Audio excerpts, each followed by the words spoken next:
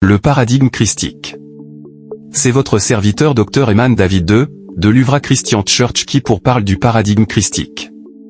Le paradigme christique est une révélation du mystère de la volonté de Dieu, qui matérialise la victoire de Jésus-Christ sur le monde. Il a réussi à faire descendre l'éternité dans le temps et introduit dans le monde le mystère de la volonté de Dieu, encore appelé le paradigme christique. C'est un témoignage que Jésus-Christ est le porteur souverain de la volonté de Dieu, le code de la création et de la vie. Le paradigme christique exhume le secret de la double prédestination des êtres humains.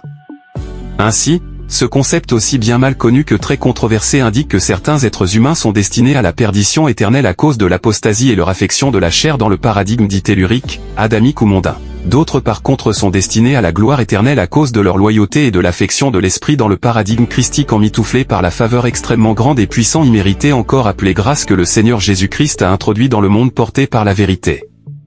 Ce script démontre que la spiritualité christique améliore la maîtrise de la religion et favorise le langage christique et la compréhension la parole de Dieu en tant que plateforme divine de communion et de communication entre Dieu et ses brebis.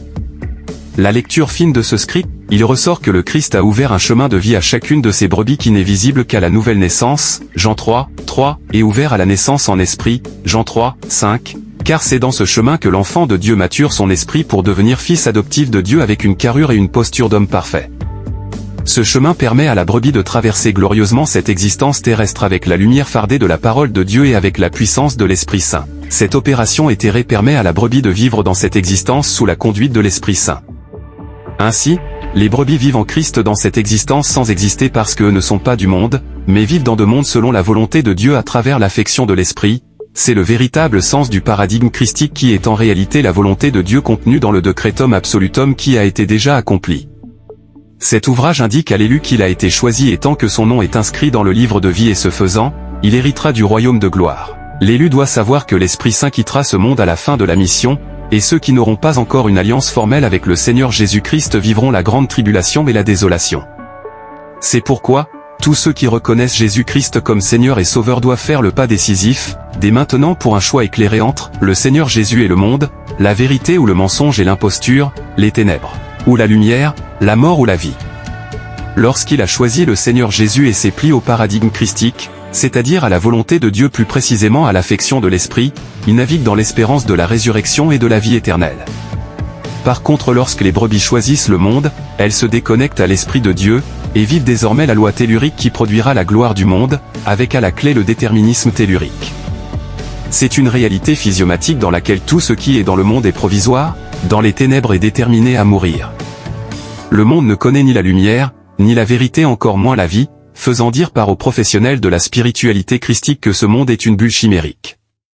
Ce monde est aussi une réalité parallèle sensible et ordinale avec les velléités de bâtir un monde parallèle où le spirituel, le religieux seront emmaillotés dans l'administration planétaire pour régenter la planète Terre sous le magistère de l'Antéchrist. Cet ouvrage indique aux chrétiens que leur mission sur Terre est de spiritualiser leur chair pour soumettre, exposer et détruire à travers la métamorphose spirituelle, l'aiguillon de la mort et transformer la brebis égarée en enfant de Dieu et l'enfant de Dieu en fils de Dieu, étape finale de la métamorphose spirituelle.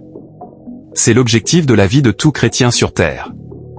C'est au stage de fils de Dieu que s'ouvre l'accès à la félicité de Dieu. Ainsi, la mission de l'élu sur Terre est de glorifier Dieu, car la gloire est le barycentre de la mystique christique et la trame messianique du sacrifice divin.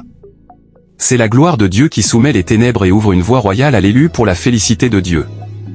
Produire la gloire de Dieu, c'est rejeter l'affection de la chair ou l'affection de l'esprit, c'est produire la gloire de Dieu selon le paradigme christique, matérialisant ainsi le rejet du monde du paradigme adamique. Ce script montre que l'amour fusionnel de Dieu selon Jean 17, 22, confirme que l'état spirituel de fils adoptif de Dieu est l'étape finale de la métamorphose spirituelle d'une brebis. Ainsi, la foi en Jésus-Christ permet de recevoir la gloire du Christ, fera du chrétien un fils adoptif de Dieu qui vivra l'éternité dans le temps avec l'Esprit de Dieu. Ce script rappelle aux chrétiens que Dieu est esprit, on ne peut l'adorer en esprit et en vérité, marcher selon la volonté de Dieu, c'est spiritualiser sa chair et maturer son esprit, ce qui te permet de bâtir un corps glorifié. En somme, le paradigme christique permet aux chrétiens la voie à suivre pour traverser glorieusement cette existence terrestre et être sûr de manifester la gloire de Dieu, naître de nouveau, naître en Christ, spiritualiser la chair, bâtir un palais spirituel, maturer son esprit et glorifier son corps. Nul ne peut ni bloquer ni changer la volonté de Dieu qui est déjà accomplie dans le Decretum Absolutum et dont le souverain est le Seigneur Jésus-Christ en tant que code de la création et de la vie. C'est votre serviteur Dr Eman David II, pour l'Uvra Christian Church.